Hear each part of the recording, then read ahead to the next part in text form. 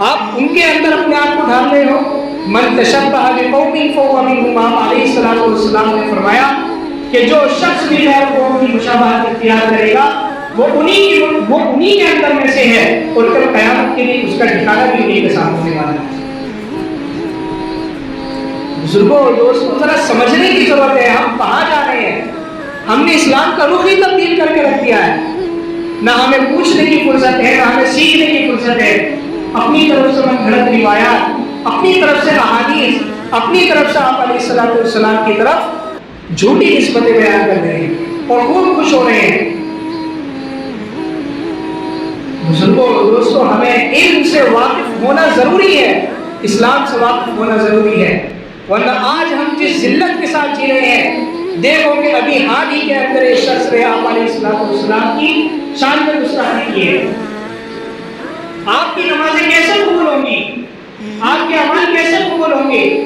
آپ کیا قیامت کے دن جا کر کے آپ علیہ الصلوۃ والسلام کے حوض کوثر پہ ہوں گے؟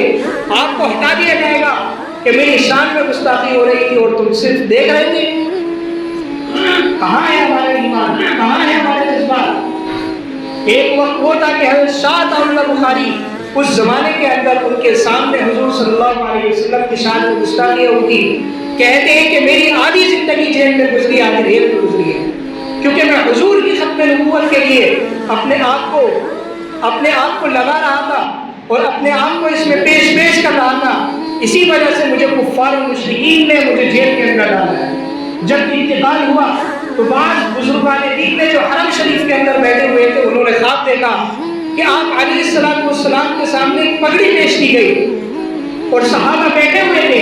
حضرت ابو بکر بھی تھے، حضرت عمر بھی تھے، حضرت علی بھی تھے، حضرت عثمان تھے اور تمام صحابہ موجود تھے. ایک پگڑی پیش کی گئی. حضرت ابو بکر رضی اللہ تعالیٰ عنہ سے کہا گیا کہ یہ پگڑی میرے بیٹے عطا اللہ شاہ بخاری کو بلا کر کے لاؤ، اس کے سر پر رکھنی.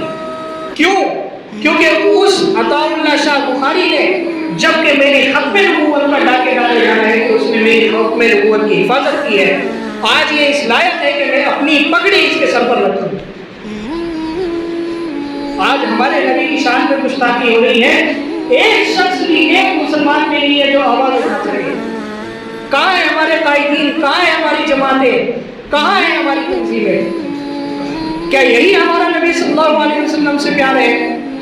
کیا یہی محبت ہے؟ آپ اپنے آپ کو سنی، اپنے آپ کو نبی کے امتی ہونے کا دعویٰ کرتے ہیں. بزرگوں اور دوستوں، اگر یہ اجلاس کرو گے تو کل قیامت کے اندر بخشش نہیں ہوگی، حوض کوثر سے ہٹا دیا جائے گا. حضرت علامہ انور شاہ کشمیری رحمۃ اللہ علیہ نے اس زمانے میں جلال کے ساتھ کہا تھا کہ اگر تم اپنی شفاعت چاہتے ہو تو ختم نبوت کے لیے کام کرو، تم حضور کی ختم نبوت کی حفاظت کرو. بزرگوں اور دوستوں، اپنے ایمان کا محاسبہ کر لو. آج بھی محاسبے کا وقت ہے. اگر ہم نے اپنے ایمان کا محاسبہ نہیں کیا اور ہم یہی نبوت، ہم یہی آپ علیہ الصلوۃ والسلام سے محبت کے دعوے کرتے رہے تو آج ہمارے اوپر ایمان والا اور مسلمان ہونے پر شرم ہے. ہمیں افسوس ہے کہ ہم کیوں مسلمان ہیں. اللہ کے واسطے اپنے آپ کو سنبھالو. تمہاری عورتیں، تمہارے مرد، تمہارے بچے کہاں جا رہے ہیں؟ ان کے ایمان پر ڈاکے ڈالے جا رہے ہیں شکیل بن حنیف اور قادیانیوں کی شکل میں.